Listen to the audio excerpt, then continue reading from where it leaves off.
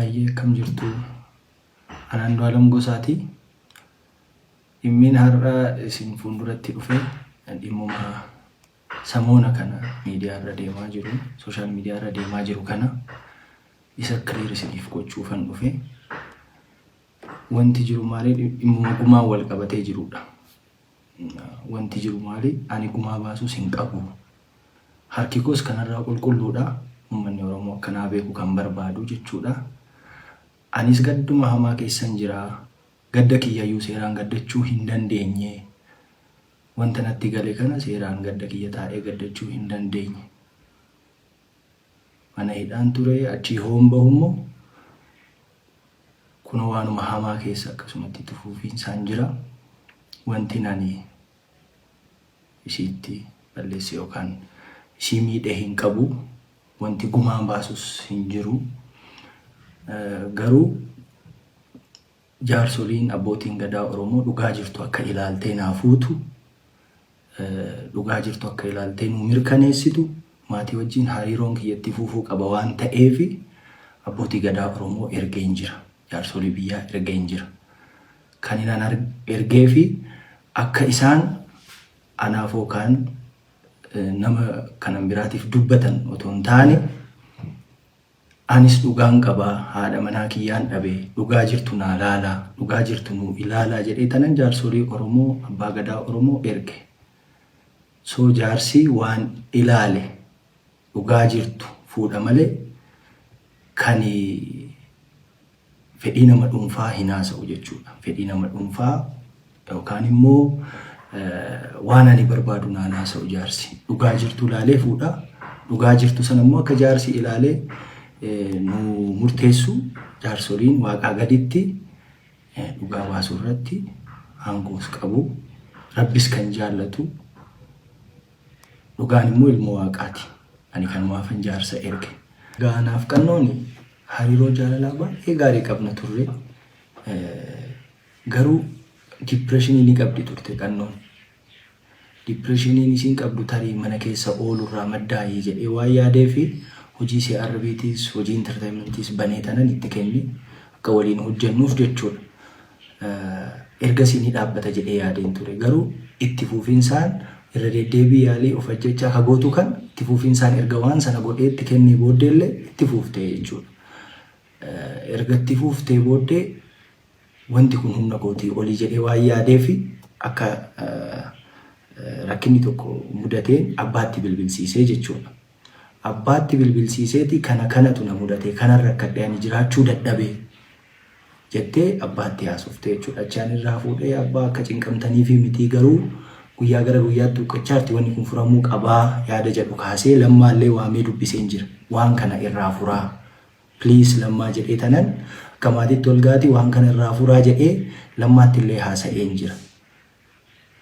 Ergasii deebii namni kennees waan sana irratti illee namni haasa'ees wal argees hin jiru. Waa'ee mashii illee namni natti kaase illee hin jiru.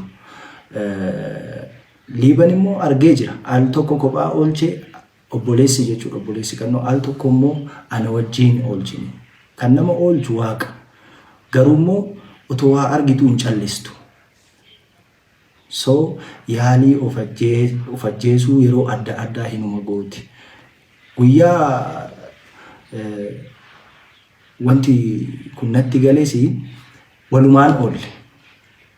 Hospitaalas waliin deemnee turre qorannoo daa'ima gochuuf bakka suuraa lidata ishii kanatti kaatu guyyaa dhaloota ishii kana kabajuuf itti kaatu sana sanumatu geesse. Achi yoo baatu naa bilbili jedhee tanan ijoollee argachuuf deeme ani jechuudha. Yeroodhaan galanaan jettee turte akkasitti naan gargar baatee jechuudha. So galgala immoo nagahuma turre jaalalaa fi yeroo gaarii dabarsaa turre obboleessattuu bilbilaa turte achi dingatuma bakka waa'ee oolmaa hoona ni gaafadhu rakkina na amanuu qabdaa jetteetu bakka ceesumuu na biraa kaatee deemtee jechuudha. Hooxinnoo turtu na jalaa shakkeetuman ka'ee deeme kilaasota kaawwan keessa hin jirtu achi hoonchee godhu kichinii wantoota qulfiidha cufaadha.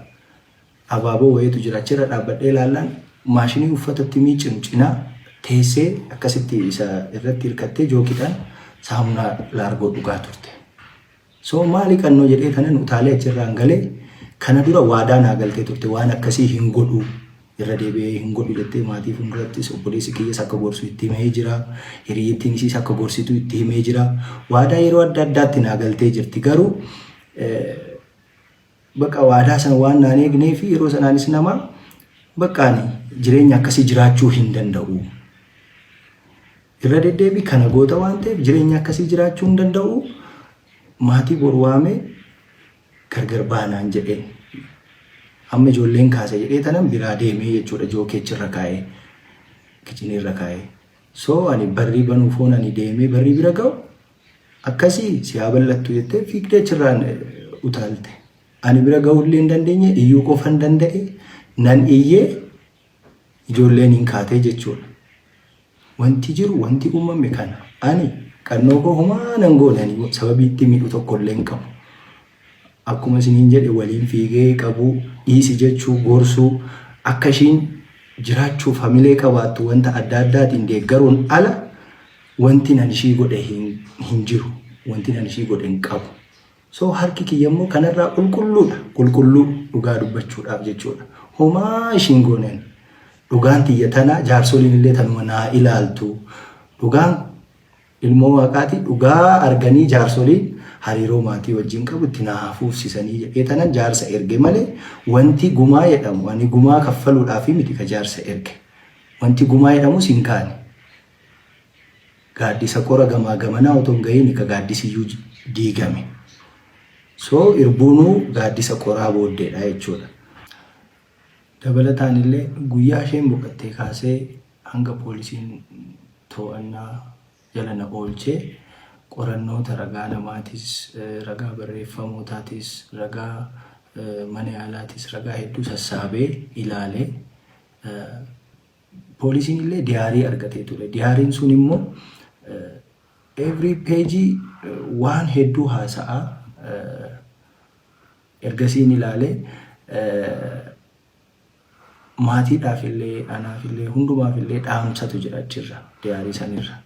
Dhumarratti wanti nan jechuu barbaadu hoo dandeessanii dhugaa sirriitti gadi fageenyaan ilaalaati irra gahaati dhugaa beekaa. Hoo dadhabdan immoo jettee yookaan immoo seetee haasoftanii please hariiroo borumaatii wajjin nagaa ta'uu danda'u.